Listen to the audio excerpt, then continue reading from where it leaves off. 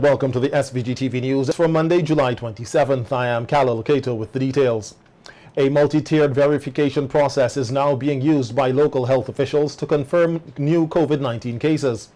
In a news release today, the Health Services Subcommittee of the National Emergency Committee said the process involves the use of multiple tests to confirm the detection of or exposure to SARS-CoV-2, the virus which causes COVID-19.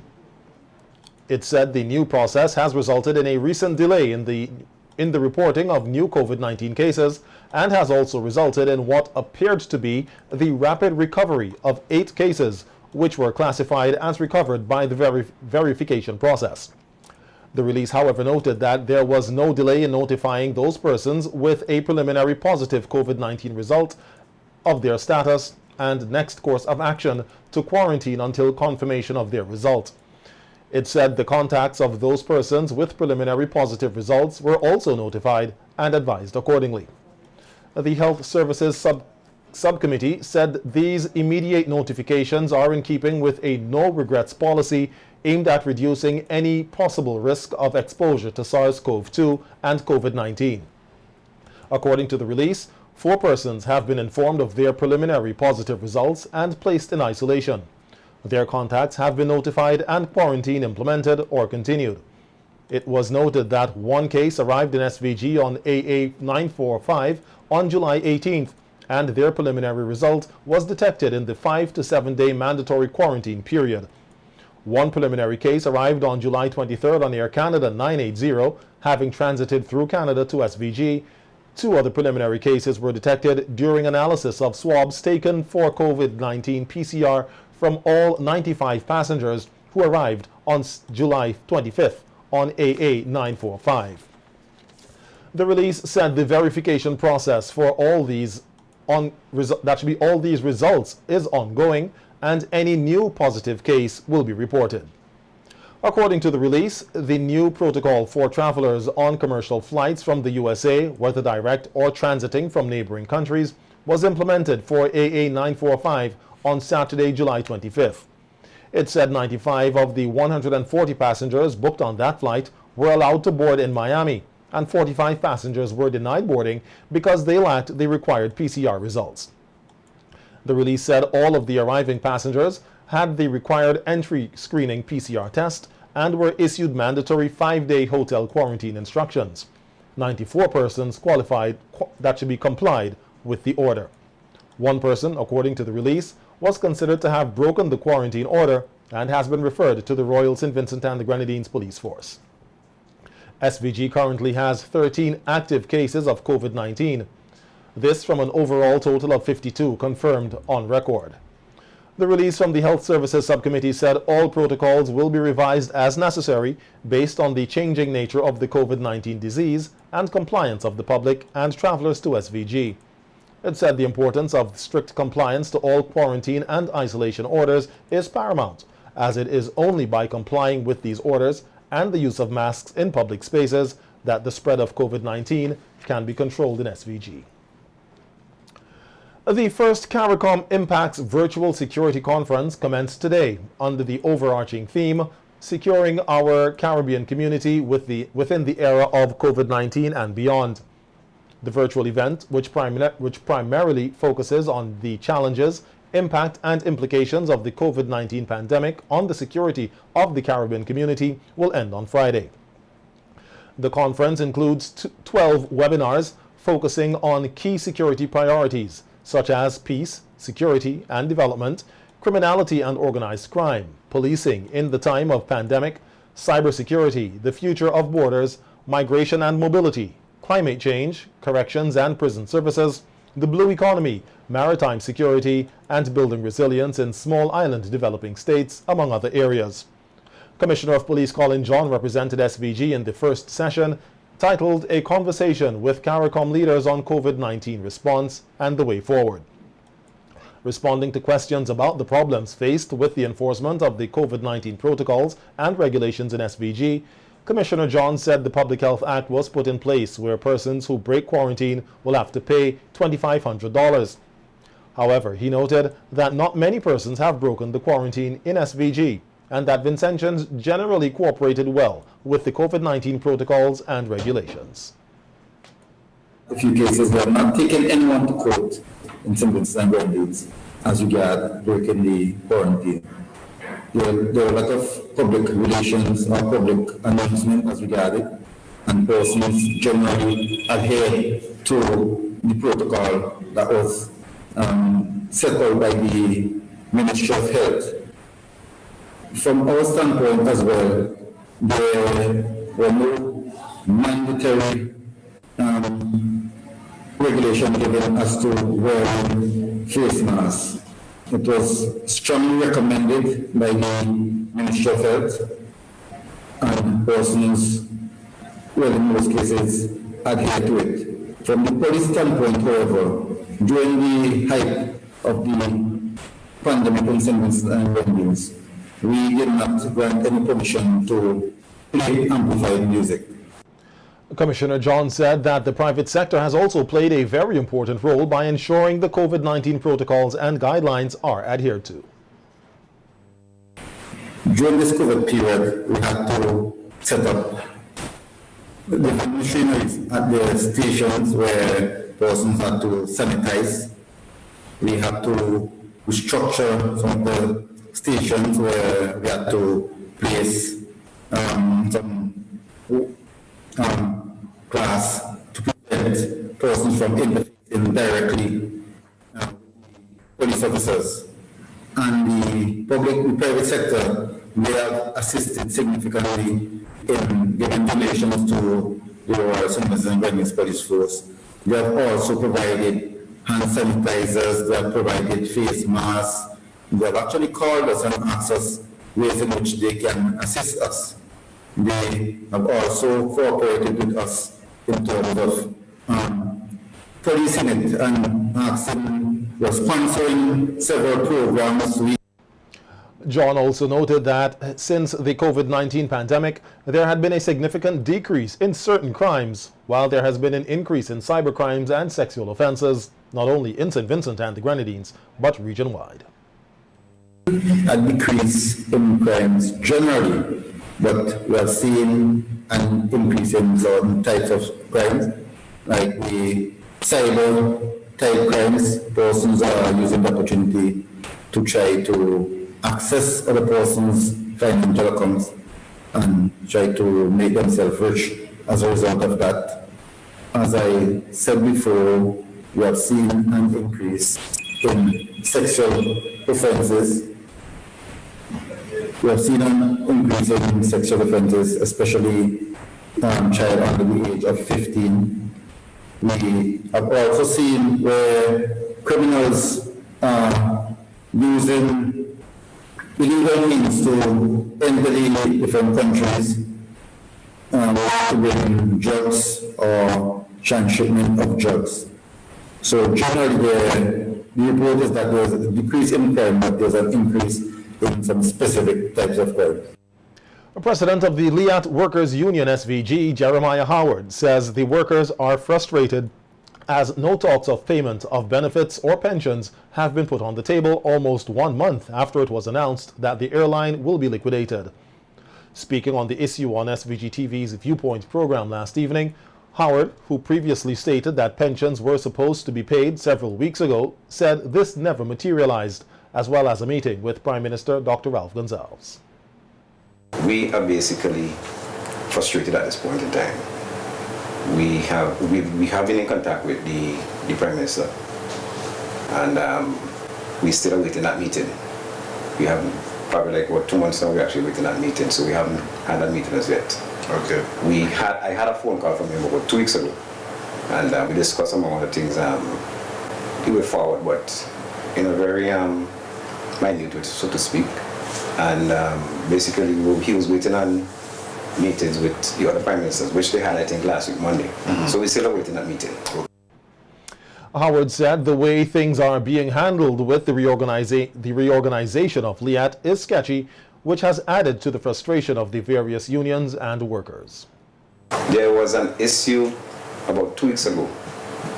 I got an email with a letter for a meeting in Antigua for creditors. Now the meeting specifically had a location in Antigua. I tried to get information. I called Antigua to get information as to how could he have a meeting in Antigua for creditors. We are creditors as well. Can we join by Zoom? And no one could have provided me with that information. Subsequently, I understand that the meeting has been cancelled. So, as I said, you know, things are not being done with even the staff in mind at this point. And that has led to further frustration. The union rep, who worked with the company for more than a decade, said Liat's future should be left to a private entity.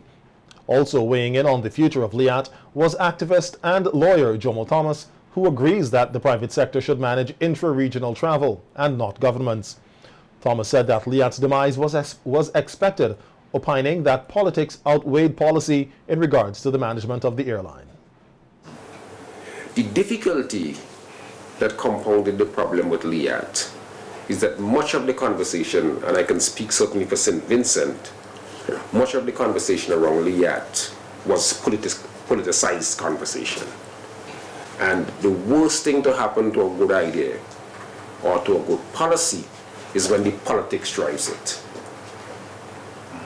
Because it really should be the other way around. It should be the policy that drives the politics. Much of what happens in St. Vincent, the politics drives the policy. Try to get away from discussions and discourse where politics drives it.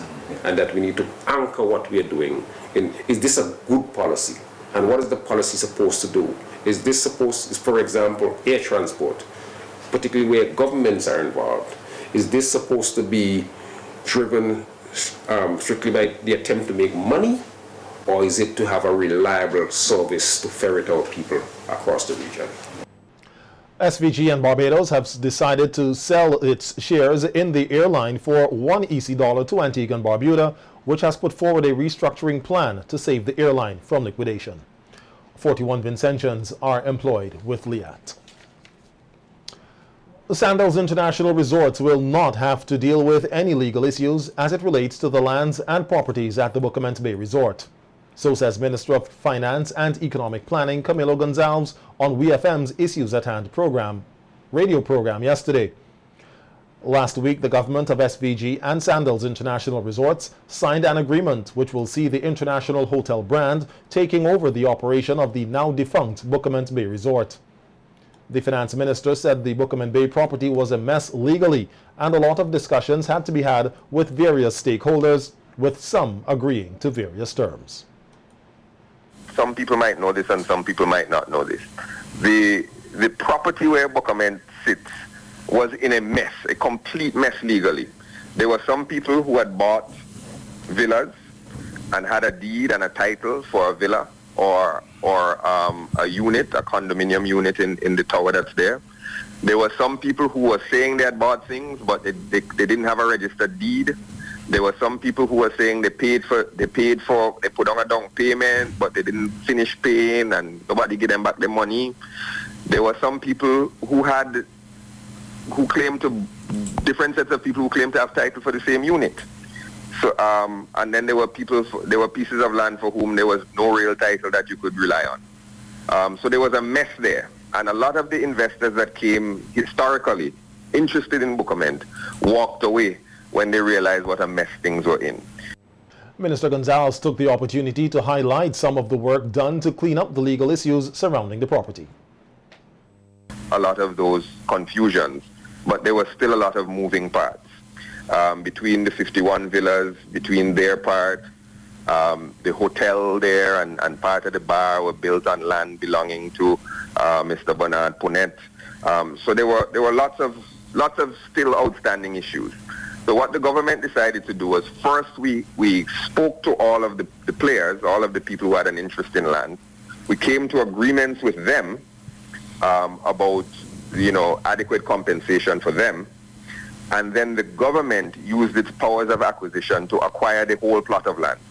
So when we hand it over to Sandals, the Sandals gets clean title because the government has acquired all of the land and the title is now in the name of the government. And then we take that money that Sandals gives us and we pay off the various people for their for their interest in the land. So Sandals will not have a legal challenge from anybody coming down the road. Among the persons who have a legal interest in the land surrounding or adjacent to the property are farmers. Minister Gonzalez said the government is fully committed to coming to a fair and amicable agreement on the issue with these farmers. All of the farmers expressed very clearly their interest, their historical ties with the land, what they considered to be fair. Some of them asked for a straight payout of money, and we came to terms about how much money that should be. Some of them asked for time because they said in addition to money they wanted time to harvest their crop. Some of them said they wanted not so much money for their land, but they wanted an equal amount of land elsewhere. And we sat down with each of the players and we shook hands on agreements. And if there's a need to revisit or to discuss any of those deals again, based on people having, second thoughts or whatever, we're perfectly willing to do that. But we'll do that in the coming few days. Okay, but I wouldn't want to take issue with any particular point made by any individual, and I certainly wouldn't want to have a negotiation on the public airwaves about those matters. But we're fully committed to coming to not only an amicable but a fair resolution with all of these matters. Police have arrested and jointly charged Yvonne Patterson, a 46-year-old bank clerk of Green Hill, and Fitzroy Douglas, a 27-year-old mechanic of Murray's Village, with the theft of $53,571.95, the property of the Bank of St. Vincent and the Grenadines.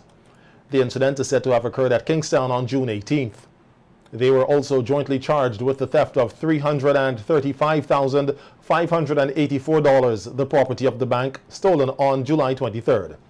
The police said investigations have also led to Patterson being arrested and charged with 2 counts of false advertising, having allegedly falsified the records of a deposit required for accounting purposes, in the sum of $53,571.95 on June 18th, and $335,584 on July 23rd, with a view to cause loss to the Bank of St. Vincent and the Grenadines.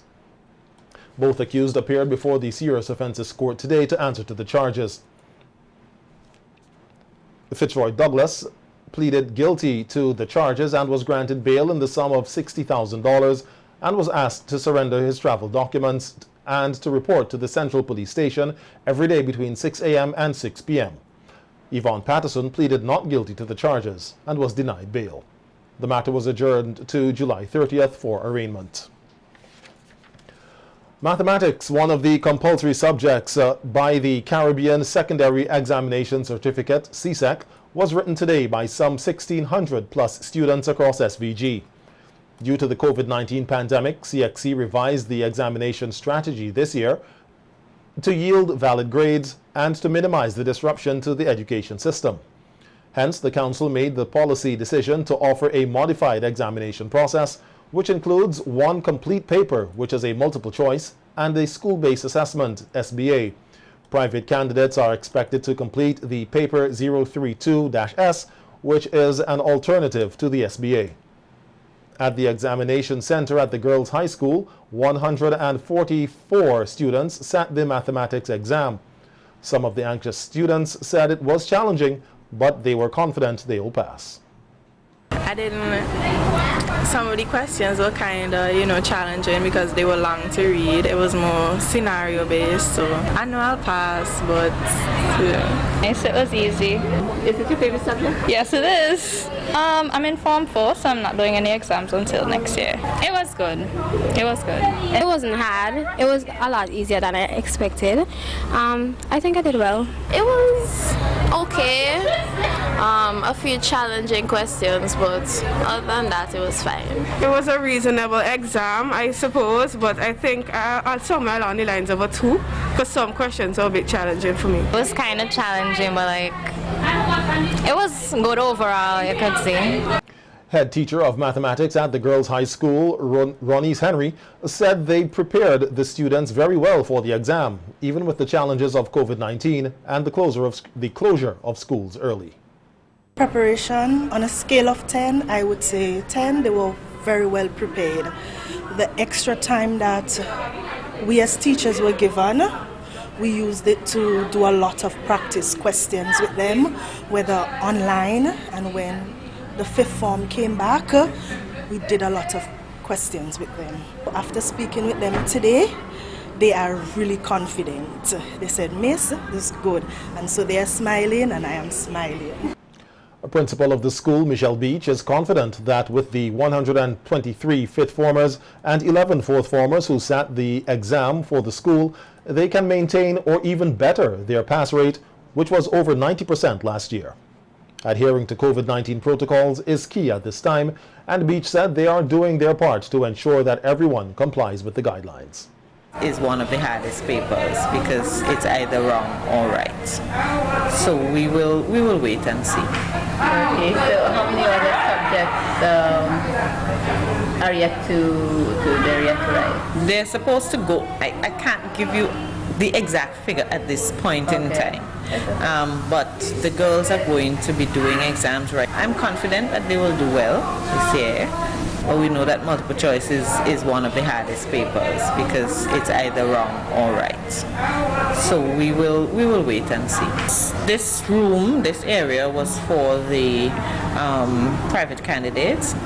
In each of the classrooms, because this is a bigger room, but in each of the classrooms we have 9 students placed in the classrooms. Okay? So we have to adhere to the physical distancing protocols that are in place for COVID-19. The girls are going to be doing exams right up to Tuesday of next week, that's the 4th.